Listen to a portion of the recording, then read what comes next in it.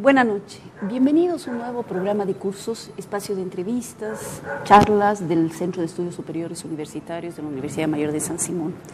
Hace aproximadamente 3 meses hemos empezado a desarrollar un proyecto sobre violencias y procesos de inseguridad ciudadana en Cochabamba con diferentes centros de la Universidad Mayor de San Simón. Al estar revisando estos procesos de violencia, de anomias, dinámicas, etcétera, nos hemos dado cuenta y ha surgido la temática, muy vinculado al trabajo que está haciendo un grupo del proyecto, que existen una serie de identidades emergentes que se están dando, que están ahí y que hay que empezar a analizar. Una de las personas que más ha trabajado el tema, que también forma parte del proyecto, es Lourdes Saavedra. Lourdes es socióloga y psicóloga, es magíster en investigación en Ciencias Sociales para el Desarrollo, es integrante del colectivo Hierba Mala Cartonera y además es docente investigadora del Instituto de Humanidades y Ciencias de la Educación de la Universidad Mayor de San Simón. Ella nos acompaña hoy para hablar justamente sobre este tema fascinante que es el de identidades emergentes. Mil gracias por estar con nosotros, Lourdes. Bienvenidas al canal. Gracias, Alejandra, por la oportunidad. Y bueno, vamos a ir trabajando y hablando, ¿no? Lo que constituyen estos nuevos paradigmas, se puede decir, todo lo que es esta producción. Empezaremos por lo más básico. Es decir, el tema de identidad es un tema que ha sido absolutamente discutido, debatido, porque hay diferentes formas de entrar a identidad, ¿no? En sociología decimos que la identidad es una cuestión relacional que se negocia, que sufre una serie de procesos de etiquetación, que a partir de la etiquetación sufre una negociación. ¿Cómo ustedes están tomando el tema de identidad? Lo interesante es que la categoría de identidad, como tú dices, ha sido abordada por la antropología, la sociología, la psicología y muchas disciplinas. Pero acá nosotros lo que hemos ido trabajando es ir viendo la identidad como una construcción social también, ¿no? Y que tiene mucha relación con lo que es, si vemos desde el área de la psicología, por ejemplo, esta diferencia entre el ego y el alter, ¿no? El yo y el otro.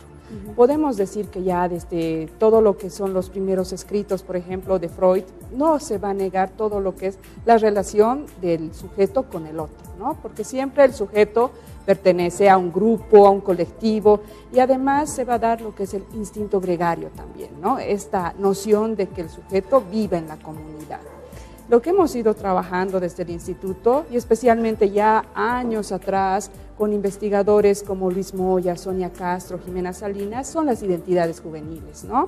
Hay 2 trabajos muy interesantes que tienen que ver con lo que es ser joven, ¿no? Pero el ser joven desde todo lo que va a la reflexión y a la producción práctica y discursiva.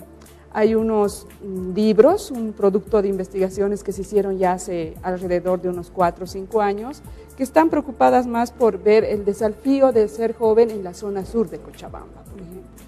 ¿Por qué? Porque mucho se ha trabajado sobre la juventud, desde lo que es esta etiquetación de la edad rebelde, el adolescente que adolece, ¿no? Sí. Pero también es un desafío ser joven ahora y trabajar desde estas identidades emergentes, de este sujeto social. Antes de hablar concretamente de las identidades emergentes, hay un tema que sí me gustaría aclararlo bien para que podamos después en base a eso conversar, es este proceso de etiquetación. O sea, un rato tú decías, la identidad tiene que ver con un yo y con un alter. Melucci algún rato dice, la identidad se construye en esa relación de etiquetación hacia el otro y del otro hacia uno mismo. Uno va negociando hacia dónde queremos que se lleve esa etiquetación. Y últimamente los jóvenes, justamente para tomar ese tema, han sido fuertemente etiquetados como sinónimo en cierto sentido de violencia. Decíamos antes de entrar a cámara, esta declaración que ha habido de cuidado con los mochileros, ¿no? Ya de hecho, si tú tienes mochila y eres joven, eres sinónimo de violento, de maleante, etcétera, ¿no? Hay una especie de imaginario que se va metiendo en este tema de etiquetación de la identidad. En ese sentido, entremos a hablar de los jóvenes, cómo se construye y cómo ustedes han visto en de ser joven ese proceso de etiquetación. Lo interesante es hablar de las representaciones sociales también, ¿no? Cómo las representaciones sociales se arraigan en el componente que tiene que ver con lo imaginario también y lo simbólico. Exacto. Lo que me parece que se da también como una primera aproximación al sujeto es tener pues esta idea de una construcción social basada a veces en categorías que estereotipan y que no profundizan lo que es en realidad la juventud.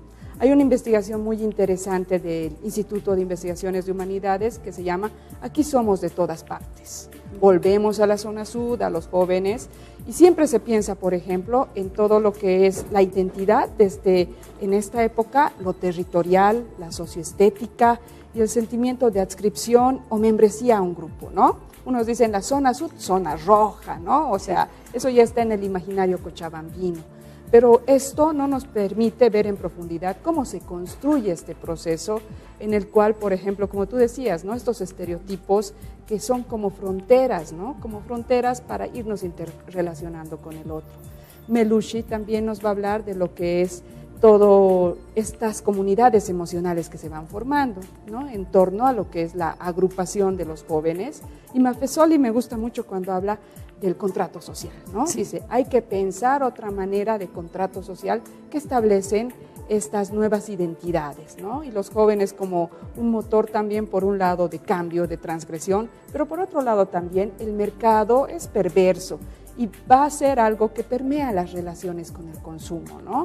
Con el consumo y lo que es ser joven y todo lo que se refiere también a lo que son las prácticas, la membresía y los discursos. Bueno, el mercado es utilizado en todo caso para construir también identidades y ahí entraremos al tema de identidades emergentes. Es cierto, hay categorías que estereotipan, ¿no? Es decir, nosotros vamos a etiquetar al otro y decir, pucha, el joven con mochila es peligroso. Pero también hay un proceso de apropiación de esa etiquetación, que es lo que algunos autores llaman la etiquetación positiva, para hacer un proyecto de identidad concreto que es demostrar hacia los otros, fortaleciendo tal vez ese estereotipo que nos han puesto. Y en ese caso es donde entran estas identidades emergentes de jóvenes rockeros, de jóvenes grafiteros, no sé, ahorita vamos a hablar del tema, que dicen, sí, soy eso y voy a demostrar que soy eso, y empiezan a dar un discurso porque la identidad se refleja a partir de narrativas, ya sea lingüísticas o no lingüísticas de identidad. Entonces empieza a narrar identidades concretas. Ahí están estas identidades emergentes que ustedes han estudiado. ¿Cuáles son a grandes rasgos estas identidades que ustedes han identificado? Lo interesante de ver las identidades emergentes es ir viendo como que las líneas que las hacen y las constituyen, ¿no? No hay una tradición, si se puede decir, de investigación así bien compleja como de los movimientos sociales, con minúscula, con mayúscula, caretones. Sí. Hay toda una especie de caracterización, ¿no? Sí. Y es algo que demuestra también la acción social política, los movimientos sociales. El problema con las identidades emergentes es que es un estudio atractivo, pero a veces poco estudiado en profundidad.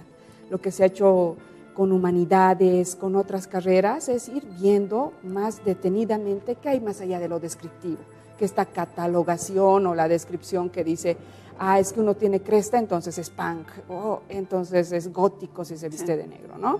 Lo interesante es que hay muchas variables que hacen el fenómeno. Yo diría más que variables, dimensiones, ¿no? Por ejemplo, cuando hablamos de todo lo que caracteriza la migración, ¿no? La migración es un tema muy interesante y se lo ha abordado desde Humanidades, cuando se ha ido trabajando con estos jóvenes, con metodologías como los grupos sociales, historias de vida.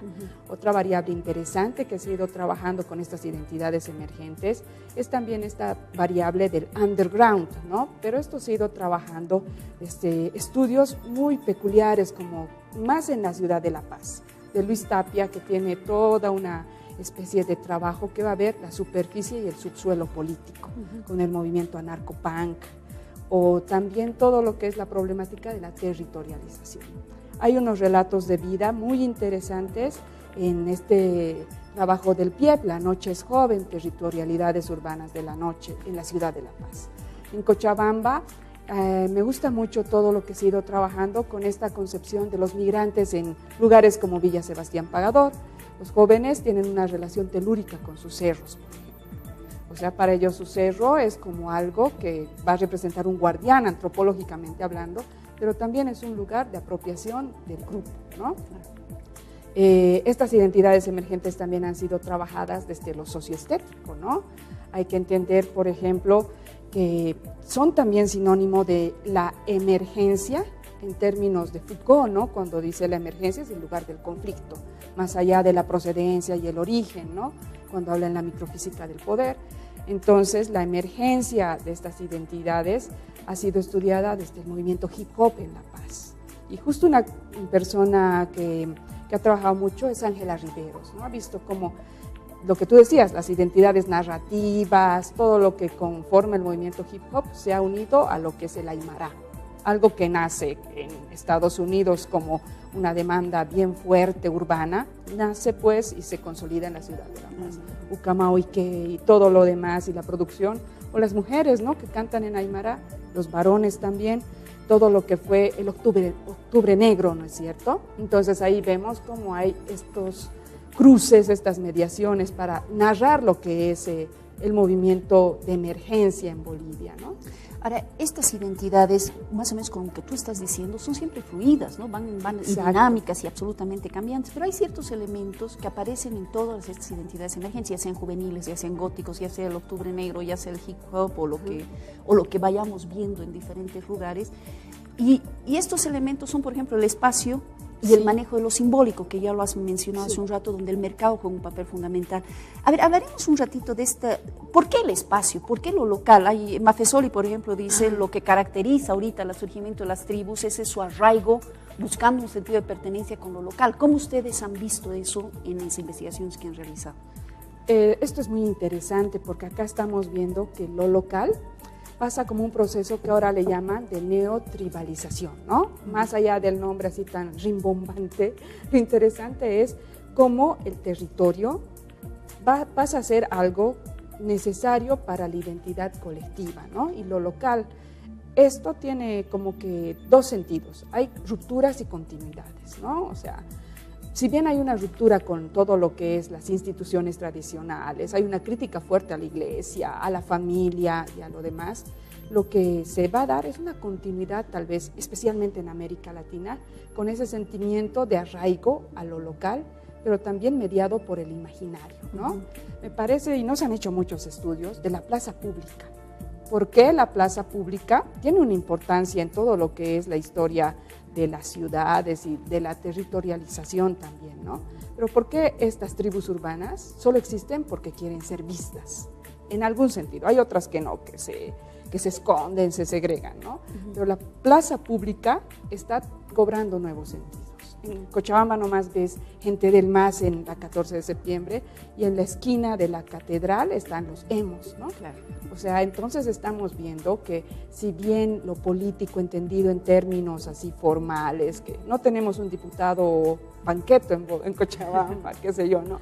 Pero sí ellos, de alguna manera, porque tienen una ideología, están presentes en un espacio público, ¿no? Y hay una disputa por apropiación del espacio como algo que les va a dar cierta identidad, que les va a dar cierta presencia en el lugar. Exacto. Y cierta pertenencia. Ahora, hay algunos autores que hablan de territorialidad, sí, física, pero también, y quisiera entrar un ratito a hablar de eso, hablan de construcción de territorialidad virtual como un espacio importante para la construcción de las identidades emergentes. ¿Cómo ustedes han analizado el tema? Eso es muy, como yo diría, muy importante ahora estudiar todo lo que es lo virtual, porque uno puede encontrar en la web comunidades virtuales, ¿no? Y el concepto de comunidad tradicionalmente está arraigado a la membresía, a la influencia entre los integrantes y al territorio. Pero lo virtual ya nos lleva a ver este mundo de Manuel Castells, ¿no? La sociedad red, esta idea de que esta sociedad ya, como dice Bauman, es la más fluida, ¿no? Y hay muchos, por ejemplo, movimientos que han usado la web como una herramienta, porque les ayuda, por ejemplo, a ver cómo va a ser todo lo que es la apropiación de un espacio público por este sentimiento de la intervención urbana, ¿no? Por ejemplo, leer a Hakim Bey, que es súper interesante con toda esta teoría de lo que es más apropiarse de un espacio con el terrorismo poético, ¿no? Él va a dar recetas de cómo hacer terrorismo poético en una ciudad a través de lo que sería también esta idea de los espacios libertarios, ¿no? Y eso es lo que pasa un poco, yo creo, no solo en Bolivia, sino en varias ciudades del mundo, y cómo está siendo usado un medio como una herramienta también de interconexión global.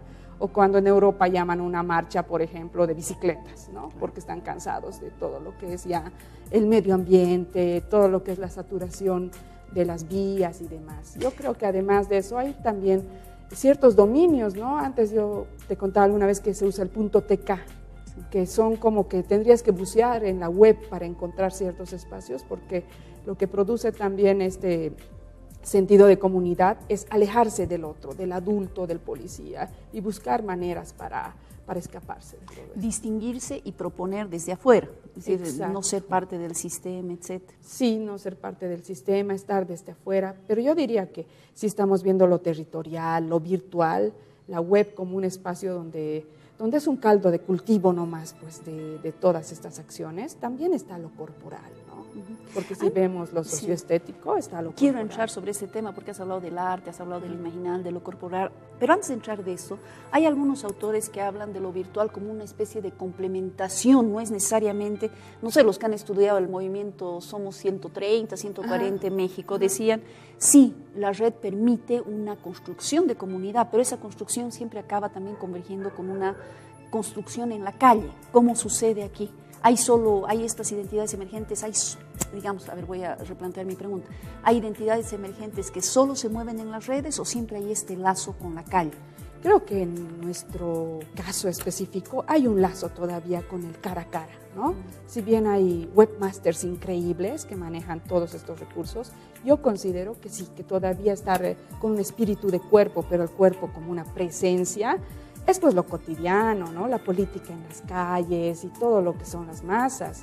Yo creo que gente que no ha ido a una manifestación en la universidad, por lo menos para pedir algo, no hay, ¿no? Aunque ahora las nuevas generaciones están viendo una universidad más con nuevos síntomas y nuevas demandas, nuevos rostros, yo creo que acá todavía es más 50-50, ¿no? Por ejemplo, hay toda una puesta en escena de Remix Manifesto, ¿no?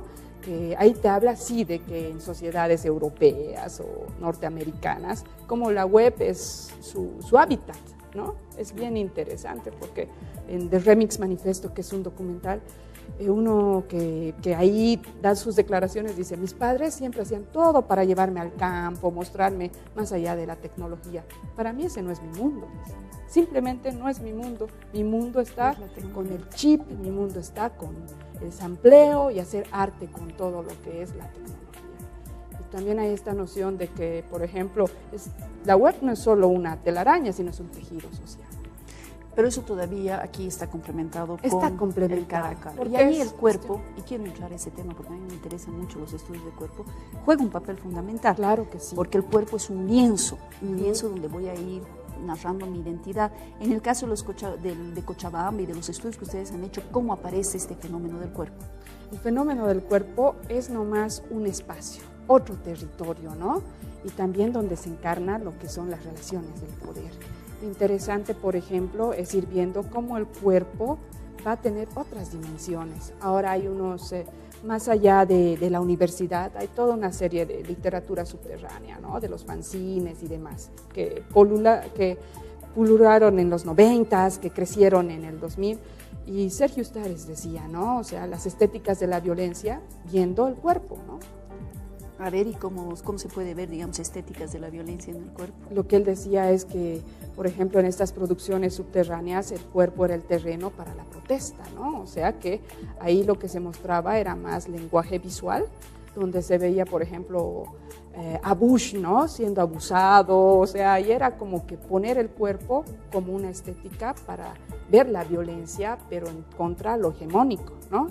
Y también me parece interesante ir analizando más, porque no todas, pero algunas agrupaciones juveniles, por ejemplo, usan el cutting, ¿no? El cutting que ya es ir marcando en el cuerpo tal vez cuestiones que ya no han llegado a simbolizar en esta sociedad en global, o los tatuajes, ¿no? Como símbolo de distinción, como símbolo también bien interesante en las maras y en otro tipo de colectivos sociales, ¿no? Y aquí en Cochabamba ha entrado muy fuerte lo de los tatuajes últimamente, sí, ¿no? Como una forma de expresar rebeldías, de expresar otra identidad, etc. También como una forma de arte, yo creo, ¿no? Pero esto como uno siempre tiene que ir analizando, no hay que romantizarlo ni también etiquetarlo como lo delincuencial. Y ahí también se ve pues las estéticas de la violencia, ¿no? O sea, como a veces nosotros a una persona tatuada ya creemos que es un criminal, ¿no? O sea, es como que todo lo que es esta formación también de lo moral, de esta idea de que desviado criminal, tatuado, digamos, ¿no? Pero hay todo lo que es una puesta en escena ya de lo corporal, como no era visto en otras épocas, ¿no? Ahora, siempre me ha llamado la atención, y eso ustedes han debido estudiar, por un lado hay los tatuajes, pero otro, he visto mucho gente pintada de negro, pintada... Eso es parte de los estudios de la socioestética, ¿no? O sea, lo que dice Pere Oriol en su libro Tribus Urbanas es que prácticamente lo que ha pasado con esta sociedad es que hay un proceso que los jóvenes tienen que marcar un escudo para ser diferentes. Porque antes, cuando se vivía en la Edad Media, por ejemplo, estaba el forastero y el que vivía en un espacio. Pero con la globalización, con todo lo que son las nuevas tecnologías, todo se ha ido diluyendo. Sí. Y parece que acá habláramos de este tema, y quien dice que en Finlandia están hablando del mismo tema, ¿no? Pero por eso es que los jóvenes, como ya no han sentido esta adscripción, o se puede decir esta pertenencia a lo que eran instituciones de peso, como la iglesia o las familias, ¿no? Empiezan a buscar otras maneras de agruparse, ¿no? Nuevas formas de expresarse. Y lo socioestético es también una representación de un mundo imaginario, que tiene muchas cosas interesantes, ¿no? Por ejemplo, cuando uno ve toda la estética, que ya lo han ido estudiando otras tradiciones, ¿no? La británica, con todo lo que es esta cuestión de los Teddy Boys, que eran como Elvis Presley, ¿no? Con sus peinaditos, todo, ¿no? Acá lo interesante es que yo logré en una investigación encontrar un punk con esa estética, ¿no? Ruda, todo, agarrado de un campesino y de todo lo que era un universitario, ¿no? O sea, es bien interesante. De un minero era, de un minero. Y decía, el punk no es nada si no es revolucionario. Pues eso ya es un clima local, y ver que ideológicamente van por el camino más o menos, ¿no? El arte juega un papel fundamental, es decir, todo lo imaginal y todo lo simbólico juega un papel fundamental en estas identidades emergentes. Y hace un rato hablabas constantemente de creación artística, poética, etc. Últimamente en las calles, que es algo que me fascina, han aparecido estos grafitis de acción poética. Exacto. Por ejemplo. ¿Cómo se trabaja el arte aquí? ¿Cómo está ingresando en estas identidades juveniles? ¿Cuál es su rol en la construcción de identidad? Acá hay como una especie ya de ansiedad también por usar el arte para trabajar todo lo que son estos grupos emergentes, ¿no? Hay varios grupos juveniles, varios grupos no juveniles tampoco, ¿no? Sino que ya tienen propuestas menos juveniles, aunque se dice que la juventud nomás dura, es larga. Sí, pero acá, a diferencia de La Paz, por ejemplo, en La Paz vemos más el grafiti urbano como una expresión ya pues desde antes, ¿no? Acá hay formas de expresión interesantes que van desde el videoarte. Justo hace poco hubo una especie de intervención urbana. Yo creo que el Martadero ha apoyado también en eso con el CONART, como han pintado Villa Coronilla gente de Chile, de Cochabamba, de todo lado, y le han dado una cara bien interesante, ¿no? Yo creo que acá somos más tradicionales. Somos más, todavía hay cierta restricción. Bien. Para ir cerrando, porque se nos va el tiempo, estamos en un proyecto sobre violencia y procesos urbanos, violencia, inseguridad y procesos urbanos. ¿Cómo tú ves o cómo ligas este análisis, estudio que estamos haciendo, observación que estamos haciendo de violencias e inseguridades con este proceso de identidades emergentes? A mí me parece que lo que falta hacer es tener una noción semiótica de la ciudad, ¿no? Nos hemos quedado con esta idea de la ciudad jardín o la ciudad del 11 de enero, ¿no? Donde se ha dado pues un desastre, ¿no? Pues todo un desastre lo que ocurrió. Pero esta apropiación, por ejemplo, de los puentes de la ciudad, desde una óptica territorial, ¿no? Que dividen a la ciudad, ¿no? Y que también ahí vemos bajo los puentes una población subterránea, ¿no? Que está gestando pues todo tipo de cosas, ¿no? Y que también son producto de lo social. O ir viendo las marcas de la violencia en lo que son estos grafitis, en lo que son estas intervenciones en las casas, ¿no?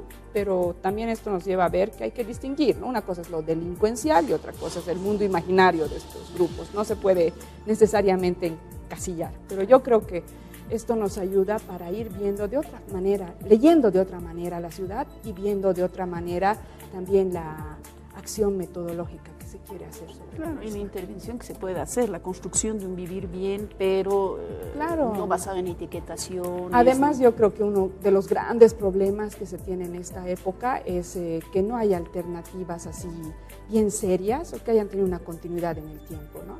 Se hacen cosas como que, digamos, cosas bien pequeñas, pero que no han tenido una incidencia en las políticas públicas para ver más participación juvenil, ¿no? Y eso es nuestro futuro, sé que habría que empezar a fijarnos. Mil gracias, Lourdes. Infelizmente se nos acaba el tiempo. Pero yo creo que hay un tema que sí habría que tener cuidado, ¿no? Este tipo de afirmaciones que yo he visto un policía dar, de que es mochilero, tengan cuidado con el mochilero, es joven y tiene tatuaje, tengan cuidado, hay que empezar a cuestionar fuertemente, porque no por tener mochila o tener tatuaje son delincuentes, sino por eso, es más, están tratando de buscar alternativas en una sociedad que les da pocos espacios para realizarse. Vamos a hablar algún otro rato sobre el tema, pero mil gracias por estar con nosotros y mil gracias a ustedes por acompañarnos esta noche. Gracias por la invitación, Alejandra.